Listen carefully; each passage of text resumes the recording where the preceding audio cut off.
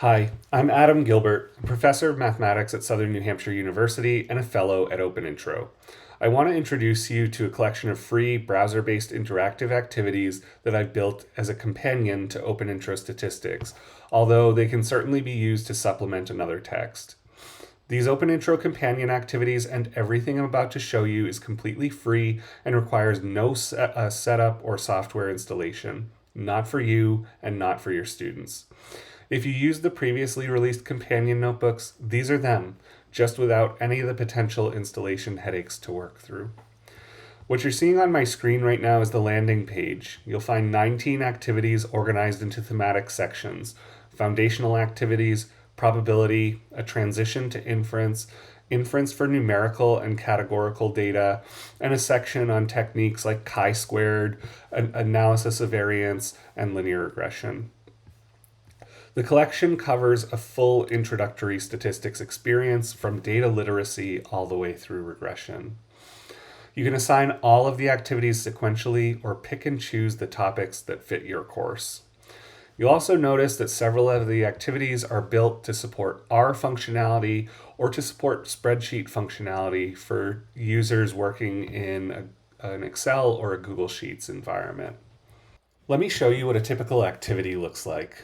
We'll use topic 3 on descriptive statistics because it's a good representative example, including all the types of interaction users will find across the collection of activities. We'll start with the R version of the activity and then briefly demo the spreadsheet version as well. Upon opening, users are first met with expository content. There's a listing of objectives, narrative text, mathematical notation and explanations, worked examples, and more. Eventually, users will encounter more interactive components, and one of the interactive components is a code cell, where users can write and execute R code directly in their browser. Again, there's no installation required, no account, no setup here. Let's take a look at this interactive code cell where users have just been introduced to how to use R functionality to calculate the mean of a column in a data frame. So here they're calculating the mean of the sample 2 column in this data frame called samples. The interactive code block asks them to do the same thing, but with column 3. So I'm going to drop in the example code here, and we'll see what happens if we run code that's incorrect. So if you run code that's incorrect, the result of the code shows as expected, and then the user is met with some immediate feedback here. Red means not correct, and the message indicates that they should try again. Users have unlimited attempts at all of these interactive components. You may also notice here that there's hint infrastructure built into the activity as well. These hints are truly progressive. So starting with small pushes in the right direction, identifying locations in the activity in the narration that are helpful to them. Hints get progressively stronger, and ultimately they generally give a full worked solution if a user needs it. Once the user has the correct code and runs it, again, the output is produced, and the indicator now has switched to a green one, indicating that, hey, you got it right. Nice work. There are also multiple choice and checkbox questions throughout these activities that check more conceptual understanding.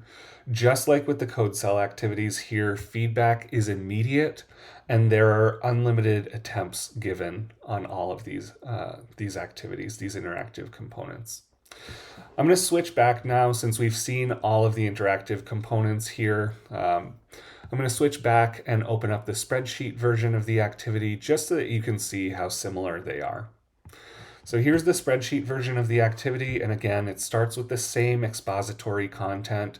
One difference with the spreadsheet versions of the activities is they generally begin with a prompt for a user to either download a copy of the spreadsheet for the activity if they're working in Excel, or to open a copy of the spreadsheet if they're working in Google. All right, so sorry for that login issue. I'm going to make that copy now. It'll take a moment to open, and then we'll see the spreadsheet supporting the activity. So the spreadsheet here, generally what I've provided is a blank sheet for users to just do work in, and then sheets containing the data relevant for all of the examples and interactive components that users will encounter throughout the activity. So again, the same expository content, the same data, the same tasks, really. So here is the task that we completed in the R version of the activity. Now users are being introduced to spreadsheet functionality instead to calculate the mean of a column or the mean of a range of cells in a spreadsheet. They still input their answer just like they would in the R version of the activity. The only difference is they do their calculation in the spreadsheet instead. So here are the caret samples. I'll do the calculation here in my spreadsheet. I get my answer, and I'm going to then drop that in to this cell, 2.0175. We'll see if I remembered the answer correctly. I did. And after submitting the answer, the notebook or the activity indicates that, hey, your response was correct. Also, the same multiple choice and checkbox questions are available here as well, just referencing spreadsheet functionality instead of R functionality when those questions are about functions. I've also built convenient grading functionality for anyone who's interested in using these as a graded course component. I'm going to open back up the activity that we were working inside of, and I'm going to rerun the code cell that we had filled in during this video. Then I'm going to scroll to the bottom, because at the end of every activity, students generate two hash codes. The first one summarizes their multiple choice and checkbox responses, and it's generated automatically. It updates also automatically as users are working through the activity. The other one summarizes the user's work in the interactive code blocks, and that one has to be run and generated. These hash codes are compact strings that encode a verifiable record of the user's work. Students can copy these and submit them however you decide to collect work. This could be in a learning management system, a Google form, through email, whatever fits your course. I choose to use a Google form myself. Once the users have submitted the hash codes, there's two ways for an instructor to extract student work from the submitted hashes. I'm going to show you both. The first one is a really easy, no setup, browser-based hash code checker. So it's just a web page that you go to. It has interactive code blocks that you'll use now to assess, to unpack the student hash codes, and then to assess the student work. The first one is the question and checkbox hash check. So I'm going to just paste in the hash that was generated. I'm going to run the code, and you'll see that we get human readable results here. So we only answered one of the questions. It was on measures of center. We responded item 4 and we got it correct. Everything else was unattempted. This table will always include whatever response the student selected as their last final response and the result. You'll also see that you get proportions for correct. We didn't get any incorrect here, so that row in the table is missing, but that would generally be included as well, and proportion for unattempted exercises. The exercise or code cell hash check works exactly the same. So that hash code can be pasted in here. This code cell is run.